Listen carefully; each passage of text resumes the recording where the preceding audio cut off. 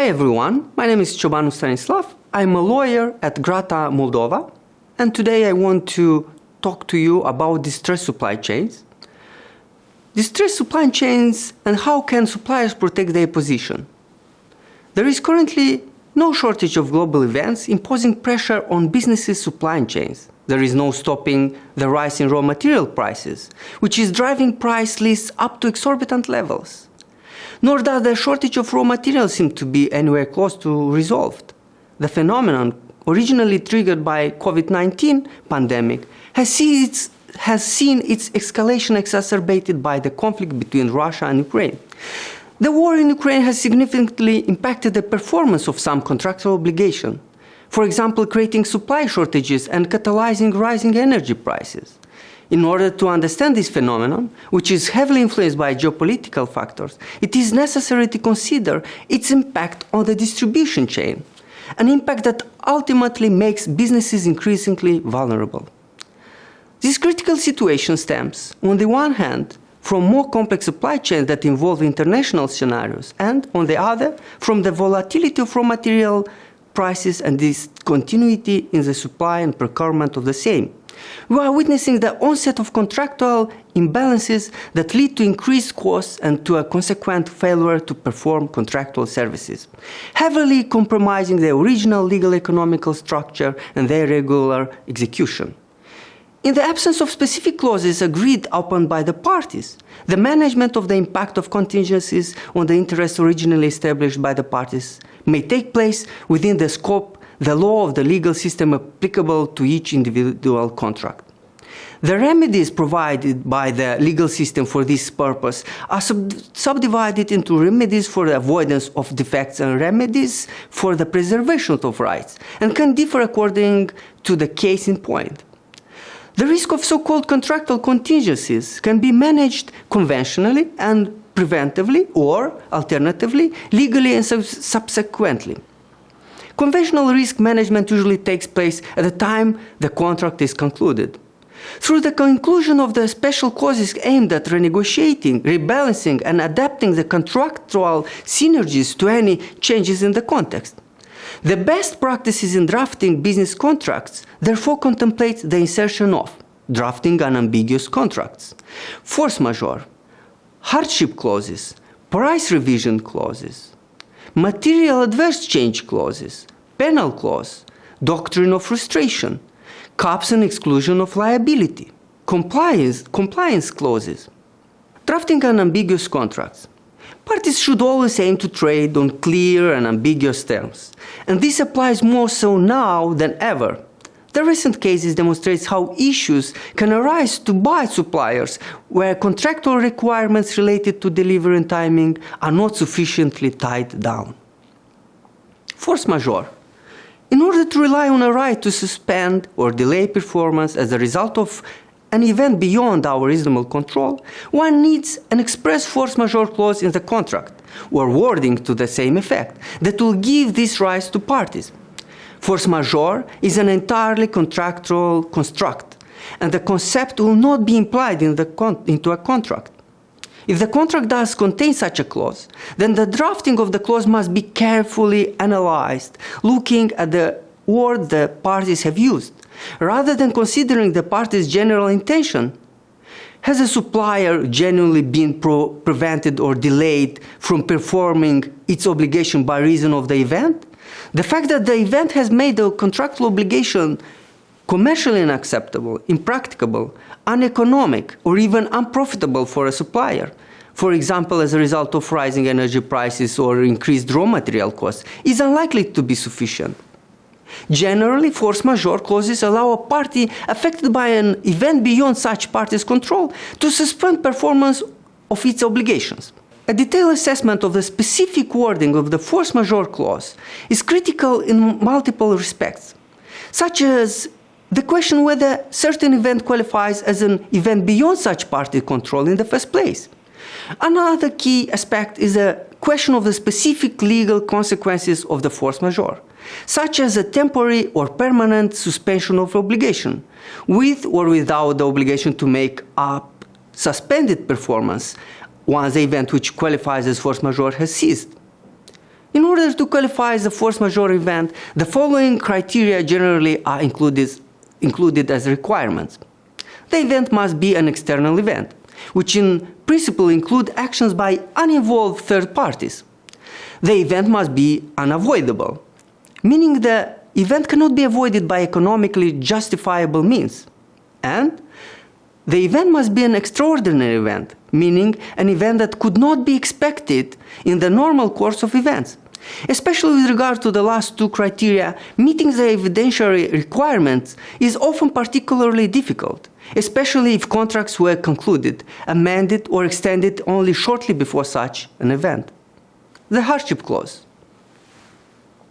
Several nations' laws, as well as international instruments like UNIDROIT principles on international commercial contracts, deal with the issues of hardship by establishing rules which intend to protect the disadvantaged party in case of events that have rendered performance more onerous than could reasonably have been anticipated at the time of the conclusion of the contract. This trend developed mainly in recent years, has given rise to legal solutions which substantially differ from country to country, while the basic principle that hardship must imply an unforeseen event that substantially upsets the equilibrium of the contract. The remedies foreseen when such situation arises may be substantially different. The first step in the many laws is to invite the other party to renegotiate the contract, but the most controversial issues arises in the case of failure of the renegotiation. In this case, some laws only recognize the right of the aggrieved party to terminate the contract, while other laws entitle the aggrieved party to request the judge or arbitrator to adapt the contract or to declare its termination. Price revision clauses, also known as economic price adjustment, cost adjustment, escalation clauses, price indexing.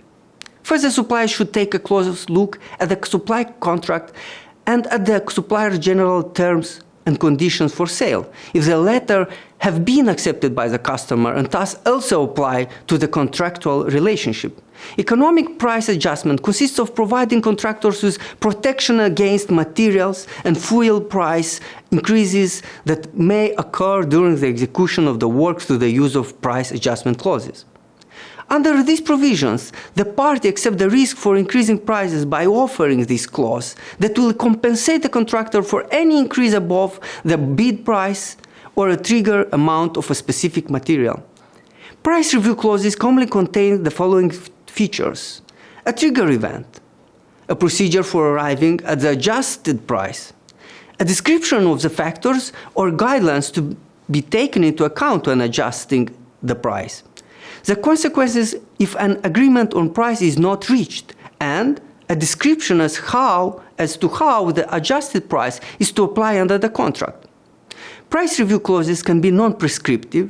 Example, a clause based on an agreement to negotiate in good faith an equitable revision to the price if market circumstances have changed, or explicit and prescriptive. Example, a clause requiring arbitration with adjustment only to be made with reference to predefined criteria. Often, a buyer will prefer to make it hard as possible to revise a price, on the assumption that the price trend is increasing, while a seller will prefer a formal and binding mechanism to permit price increases. Material adverse change clause, which originate from the Anglo-American legal system and have always been widely used there, usually grant the purchaser the right to, in the event of material adverse change, either under certain conditions withdraw from the already signed but not yet closed purchase agreement, or to assert corresponding warranty claims. Material adverse event, or MAE for short, while the MAC clause is based on the occurrence of a change between the signing and closing the purchase agreement. MAE clauses generally also cover circumstances that already existed before the purchase agreement was signed by only becoming effectively apparent afterwards. Material adverse change or material adverse effect clause aim to protect the parties generally from unforeseen circumstances that have a material impact on the rights or obligation of one or more of the parties. Whether the materiality threshold is reached is often highly disputed, and in many instances also depends on how close the circumstances which cause the change of effect are related to the parties. Here too, foreseeable events are usually not covered by these clauses. On the other hand, foreseeable events can also be covered if the clause is formulated in an approximately broad manner. For example, for the reduction of export quantities and accompanying drastic price increase that is not merely temporary without corresponding substitutability. MAC clauses are also found in many contracts as a condition for completion or execution. So that with these clauses there may not only be rights to change prices or conditions, but also the right to withdraw from contracts that have not yet been fully executed. It's also possible to draft these clauses so they are triggered with a time lag at the various product and delivery and trading stages. Penal clauses. In order to maintain the contractual relationship stability, what happens usually is that both parties of a contract agree on setting a penalty clause that applies in the case of one contracting party breached the agreement or didn't commit to its contractual obligation. The reasons behind settings and drafting such clauses for the contractors to guarantee that an opposite party will commit to its obligation. As this commitment is not always guaranteed, laws and regulations allow the parties of a contract to agree on the compensation amount one party deserves. In the case of contractual breach, jurisprudence and courts call this amount of the penalty clause or the contract compensation. A penalty clause is an express provision in a contract. It places an obligation upon the party who has breached the contract to provide compensation to the aggrieved party affected by the breach. Receiving compensation is not as straightforward as it may seem, and it may be very complex and difficult in certain situations. A penalty clause can be enforced if there is a legitimate purpose, it is proportionate, and the clause is not a primary obligation. A primary obligation, this is a condition that is imposed upon a party which states that it is a requirement that the party performs the condition since it is a main condition of the contract that is contained within the agreement. Secondary obligation. This is an obligation which is incidental to the main obligation or arises when the primary obligation cannot be satisfied. Frustration. The doctrine of frustration means that a contract may be automatically discharged or frustrated if something occurs after the formation of the contract, like which renders it physically or commercially impossible to fulfill the contract, which transforms the obligation to perform into a radically different obligation from the agreed one entering into the contract. But the doctrine operates very narrow confines, partly due to the fact that the court do not want to permit parties to use frustration as a way of escaping a bad bargain. Broadly speaking, it seems unlikely that a contract will be frustrated as a result of the current pressures on supply chains. Impracticability is not normally a ground for frustration, and suppliers are likely to be required to consider how else or whether else they could obtain similar or substitute products before they could consider frustration. It is also worth noting that wrongfully claimed that a contract has been frustrated could itself constitute a repudiatory breach of contract. Arguing frustration can therefore be a risky operation for suppliers. Caps and exclusion of liability. Another key consideration for suppliers is ensuring that liability they accept under supply contract is as tightly drawn as possible. Suppliers should look to manage their liability by excluding certain heads of loss where possible, avoiding giving indemnities or including drafting safeguards and a conduct of claims clause where an indemnity is given, and including an express financial cap on all liability that are accepted. In order to preserve ongoing contractual relations and in compliance with the general principle of contract preservation, both jurisprudence and doctrine have then identified the legal basis of a general obligation of the contracting parties to renegotiate or to revise the contract, with the requirement to conduct themselves in good faith and fairness in the execution of the contract. In cases of significant alteration of the contractual balances originated by unforeseeable and sudden external causes, Legal experts with finding solutions with respect to the contractual imbalances connected to COVID-19 and the war observe that the contracting party that refuses to renegotiate the contractual terms may commit a breach of contractual balance. One need only think of Article 79 of the 1980 Vienna Convention of the International Sale of Goods, which expressly regulates the hypothesis of non-performance which is justified and not attributable to the debtor, providing for the exemption of the non-performing debtor from liability to the creditor. Not to be forgotten, articles from UNIDROIT principle of international commercial contract, which, in the event of alternation of the contractual balance, grant the disadvantaged parties the right to request a renegotiation of the contract, and in the event of non-fulfillment due to an impediment attributed to unforeseeable circumstances beyond the non-fulfillment party's control, exempt the latter from liability.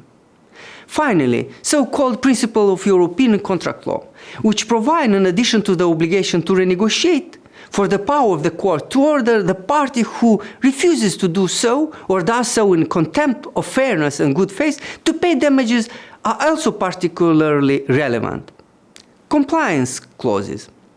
Compliance clauses in contracts such as compliance or non-compliance with sanctions are designed to prevent or limit trade with individuals and entities which are subject to global sanctions regime.